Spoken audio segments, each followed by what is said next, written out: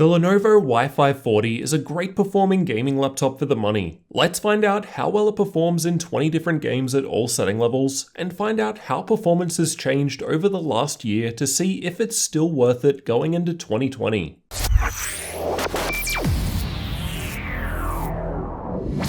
I've done a similar video to this with the Y540 already, but that was back in July 2019 with older games, older BIOS, older Windows, and older drivers. Given I still recommend the Y540, I thought it would be useful to provide updated test results including newer game titles that didn't exist back then. We'll also compare some games with those tested previously to see if these updates have changed performance over time. The configuration I've got has an Intel i7-9750H CPU, 80W Nvidia GTX 1660 Ti graphics, 16GB of memory and dual channel, and a 15.6-inch 1080p screen. You can find updated pricing for this configuration and others linked in the description. The Y540 allows us to swap between 3 different performance modes through the Vantage software, and I've tested with the best performance mode for optimal results. It also allows us to disable the Intel integrated graphics by turning off hybrid mode, which will further boost performance. No undervolting or overclocking has been done here, we're just looking at essentially an out-of-the-box experience.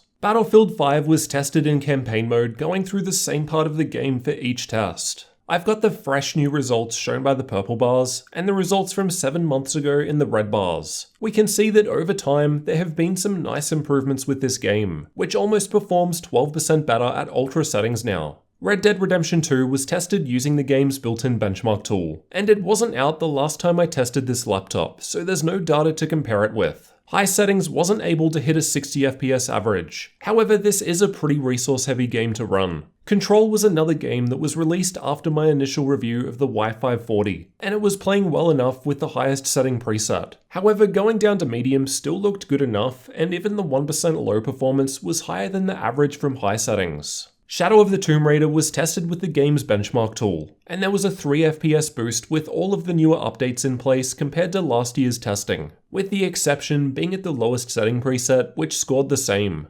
Alright, the Apex results need a bit of explanation. I tested the fresh results in Season 2 and the old results in Season 1 with different maps, so the results aren't directly comparable. However, Nvidia did release improved drivers for this game after my original test, which greatly boosted overall performance. And we can see at max settings there's a big difference as this game has gotten much better over time in terms of FPS. Call of Duty Modern Warfare was tested in campaign mode, and I've also tested it with the settings either maxed out or at minimum due to there not being setting presets available. Unfortunately, this game wasn't out when I originally tested the Y540, so nothing to compare it with. However, even max settings was capable of above 60 FPS averages. The Division 2 was tested with the game's benchmark tool, and the older results were a little better between medium and high settings. However, the average FPS with low settings was a fair bit higher with the newer testing. Borderlands 3 was also tested using the game's built-in benchmark, and was another game that wasn't available to test when I originally covered the Y540. 60 FPS averages were just able to be reached with the high setting preset with this machine. Ghost Recon Breakpoint was also tested with the benchmark tool, and was another that wasn't available the last time I tested out this laptop. Ultra settings was just able to hit 60 FPS in this test, so not too bad. Like Apex, the Fortnite results aren't directly comparable, as the 2020 results were tested with Chapter 2, which wasn't out when I originally tested the Y540. So completely different map, though despite this, the differences weren't too big. Overwatch is another less demanding game and was tested in the practice range, so the exact same test run through the game. The averages are quite close together,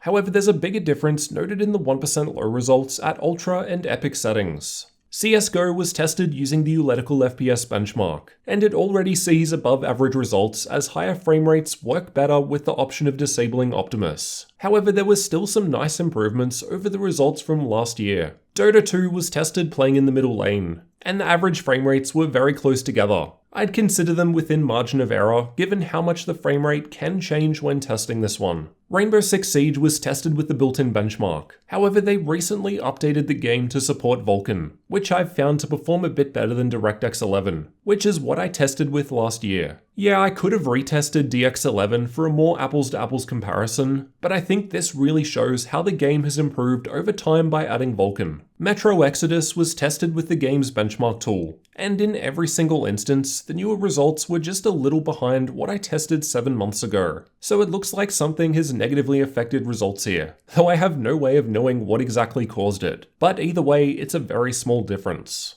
PUBG was tested using the replay feature. However, replay files are definitely different 7 months apart. However, I do the same test pass through the game. At all setting levels, the older results were performing better than the newer ones. Assassin's Creed Odyssey was tested with the built-in benchmark, and for the most part, in general, this was another game that saw slightly lower performance with all the newer updates in place. At least in terms of average FPS at all setting presets, with the exception of ultra high. 1% low performance was slightly ahead with the fresh testing in all cases. Far Cry New Dawn was also tested with the game's benchmark, and saw kind of similar results, with slightly worse average FPS at all setting levels. The results from The Witcher 3 were a bit strange. The older results were ahead at all setting levels, with the exception being high settings, where the updated Y540 was performing better in both average FPS and 1% low. F1 2019 was tested using the game's benchmark tool, and I wasn't testing this one back when I originally had the Y540. However, it's running quite well regardless of setting level. Alright, so out of the 20 games tested, I also tested 14 of them last year, and this graph shows how the results compare. On average, the newer 2020 performance was 3.3% faster in terms of average FPS at the highest setting preset.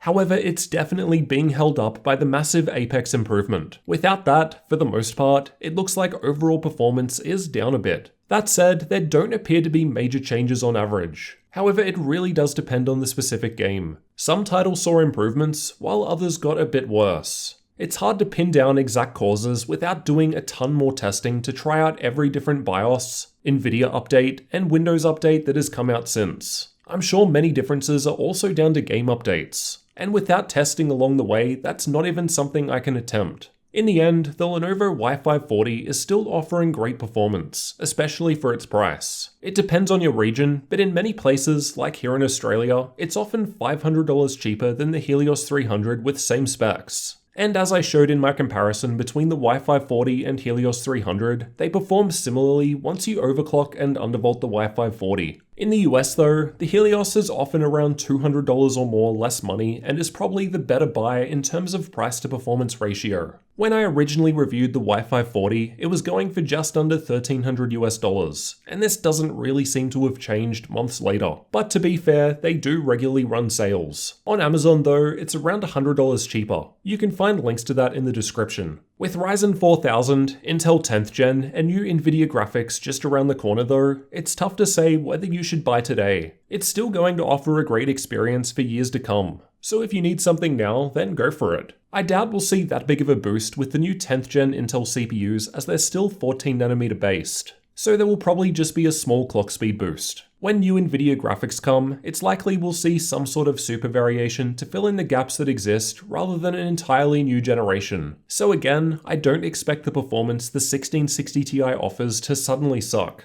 The only real unknown is the Ryzen 4000 CPU launch. However, Lenovo didn't have any gaming laptops with Ryzen 4000 on show at CES in January, and it doesn't seem like they have any plans to offer that at this time based on my discussions with them. In the end, it comes down to whether or not you want to wait a few more months to see what happens. Or if you need a gaming laptop sooner, for the money today, then the Y540 is a fair choice. Again, depending on your region and how the price stacks up with others, say the Helios 300. Let me know what you thought of the gaming performance from the Lenovo Y540 down in the comments. Do you think it's still worth it going into 2020? And if you're new to the channel, consider getting subscribed for future tech videos like this one.